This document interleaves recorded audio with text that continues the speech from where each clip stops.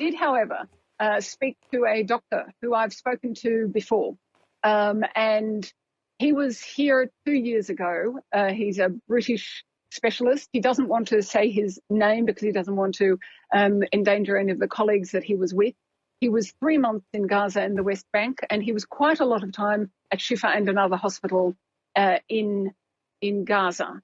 And he contacted me again within the last few days, just to see how I was. And then he reminded me of his experiences in Shifa, and I decided that I would record some of what he said because it is interesting to hear a perspective of an outsider and one who is safe enough to speak. The main point was when I was first asked to work there, I was told there was a part of the hospital I was not to go near, and if I did, I'd be in danger of being shot. Shot? You mean actually shot with a gun? Yes. Was it explained to you why that was? No, but implicit was that it was being used for non-medical purposes. And did you see anything non-medical, or did you obey the instruction and stay away?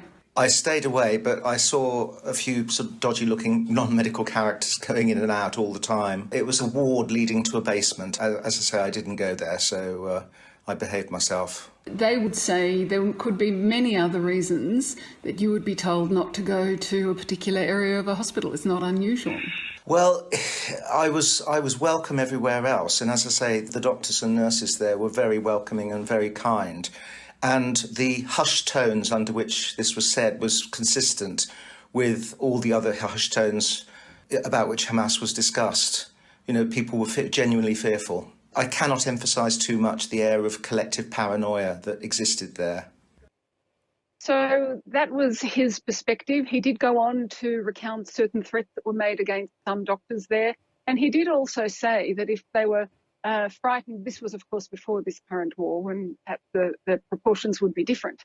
But he did go on to say that if they were 10% frightened of a possible Israeli airstrike, they were 90% frightened of getting onto the wrong side of Hamas. He really did describe an atmosphere of fear.